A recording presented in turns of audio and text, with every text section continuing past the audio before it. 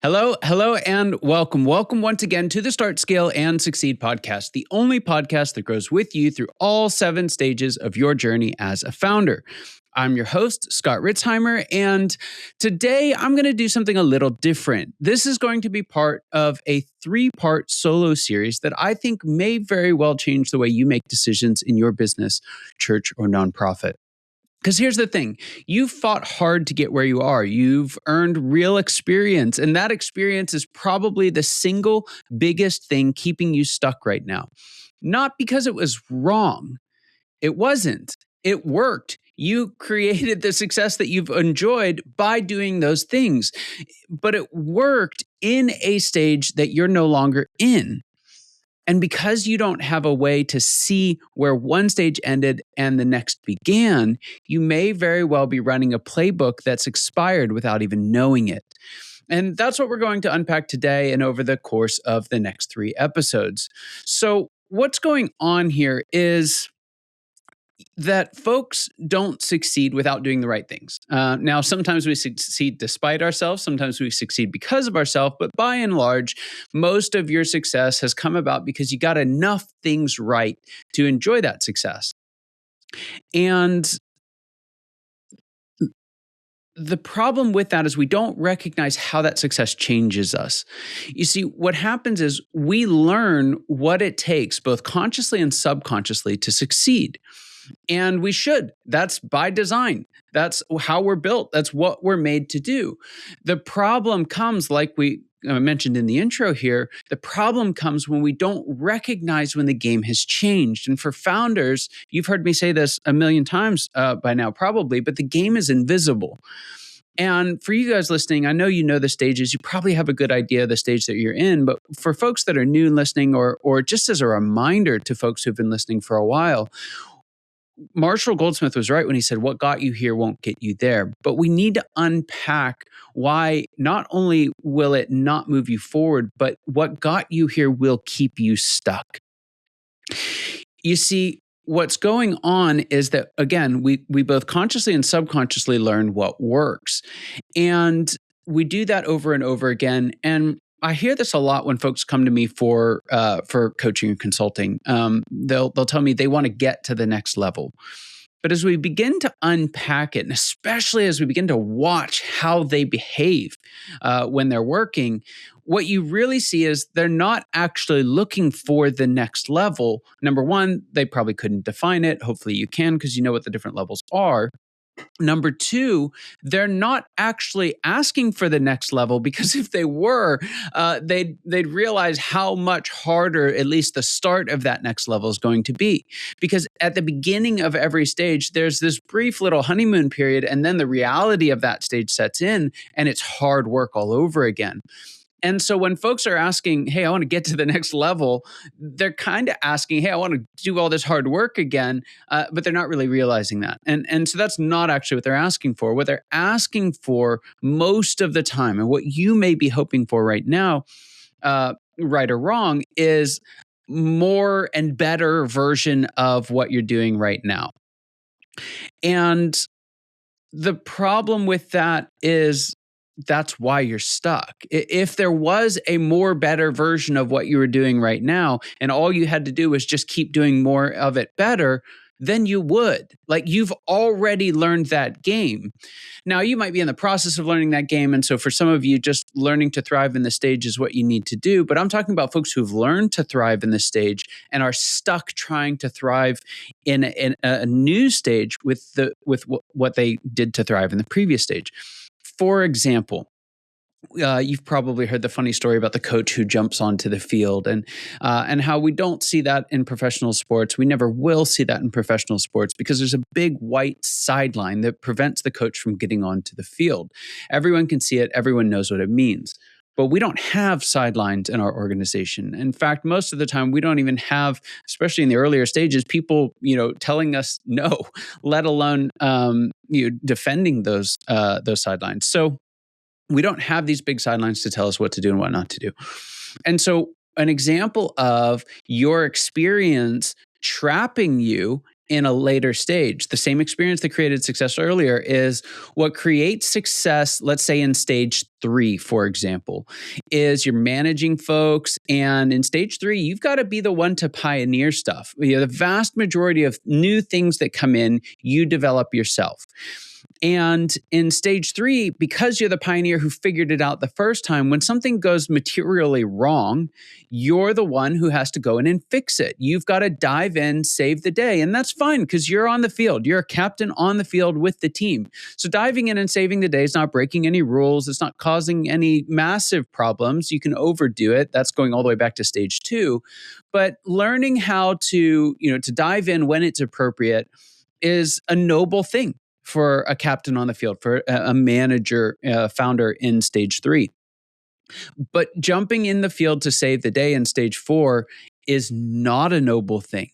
It will undermine your leaders. It will cause you to make some really big mistakes because what you don't recognize is that the game has changed. It's kind of, you see this in sports, it's the same game, but 10 years later, it's played a very different way. And so even if you were to take players from 10 and 15 and 20 years ago and put them in their prime today, they would still have to adapt to the way the game is played. And that's true inside of your organization. The way that you did things when you did things is very different than the way that your team does things in these later stages. So 1, you're going to make mistakes. You're going to do things the wrong way. 2, you probably didn't do it the right way in the first place. You just did it right enough to get it done. And that doesn't scale very well in stage 4. And number 3 is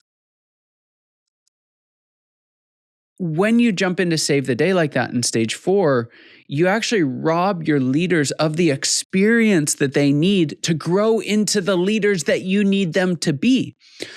Do you see that? So it's not just that this prevents you from achieving greater success in a kind of nice, neat little way.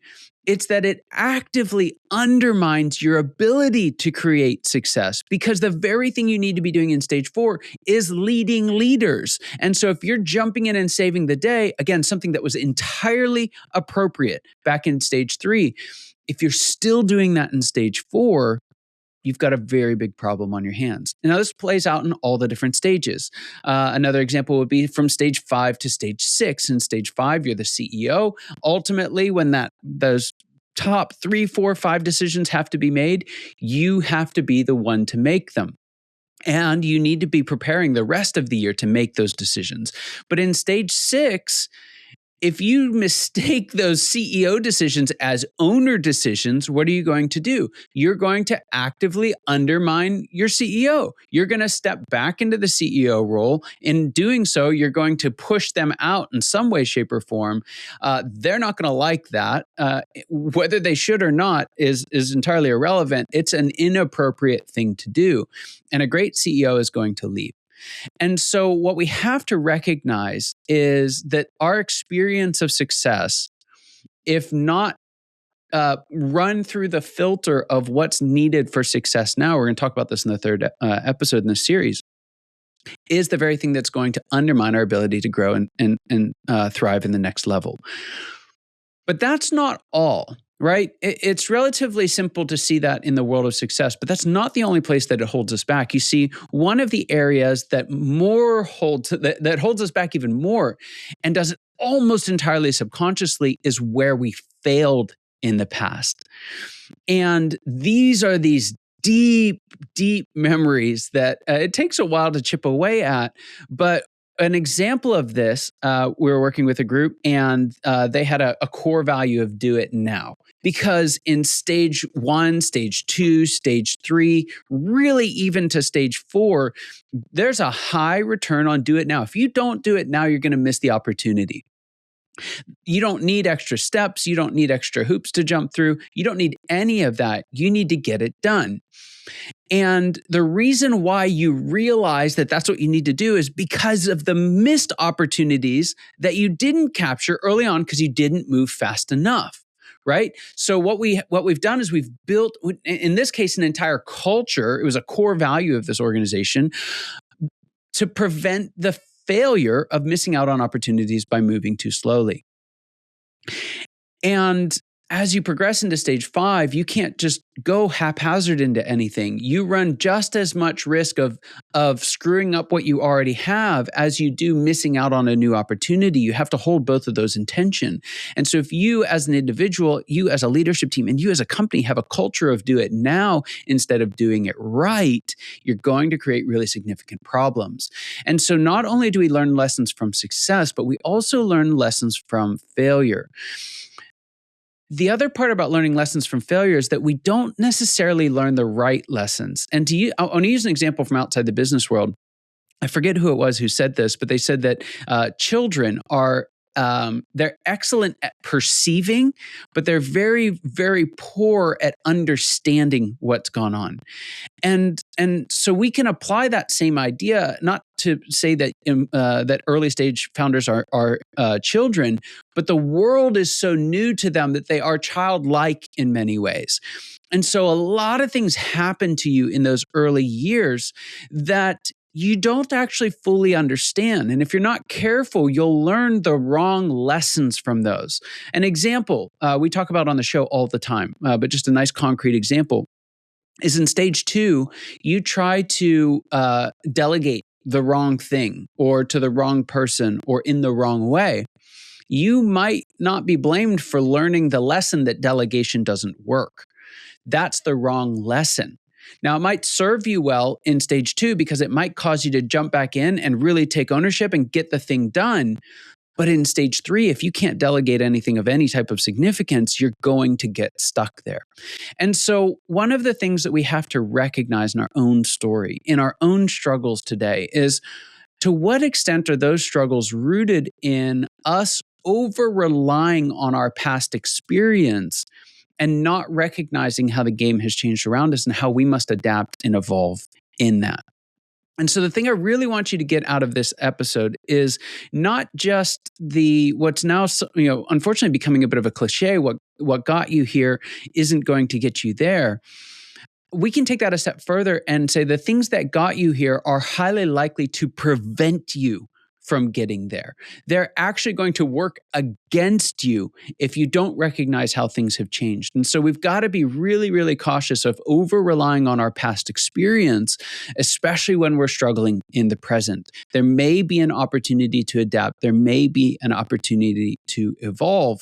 And a big part of why we separate all the episodes on this show by their stages is so that you can help get some insight into what those things are. So let's say, to end the show here, let's say that you are in stage 4 and you're struggling with sales. Well, we've just recently had a guest on who that's what he does. He specializes in helping them. Name's completely off my head at the moment. But if you look back to a previous episode assigned to stage 4, you'll find it.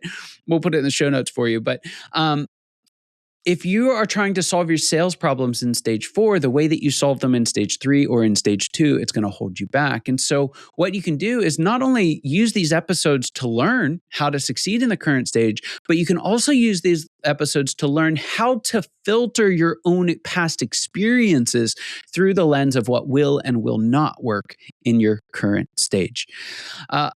I hope this episode was helpful for you. We really wanted to unpack how our experience of both success and failure can be the very thing that not only doesn't allow us to get to the next stage, but actively disallows us from getting to the next stage, and how you can use resources like the podcast or our website or the Founders Evolution material to really understand what does work at this stage and run your own experiences from the past through the filter of what will work moving forward. Now, this is part of a 3-part episode, so I want to give you just a little hint of what's coming up. Full disclosure, I haven't decided how we're going to release these yet. I think they're going to be about a week apart. So by the time you're listening to this, you'll know more than I do now. But what's going to come in the next solo episode is we are going to talk about the curse of advice. And if I were to name any one thing that I think is causing founders more trouble than anything else, it's this one challenge, and that is the curse of advice. You have more advice, wisdom, knowledge, and understanding being thrown at you than founders have in the rest of human history combined. And you need a way of filtering out what's the right advice for you and what's the wrong advice for you. We're going to talk about that in the next episode, so make sure you tune in. I hope this episode was helpful for you. You know your time and attention mean the world to us, and I hope to see you in the next episode as well. Take care.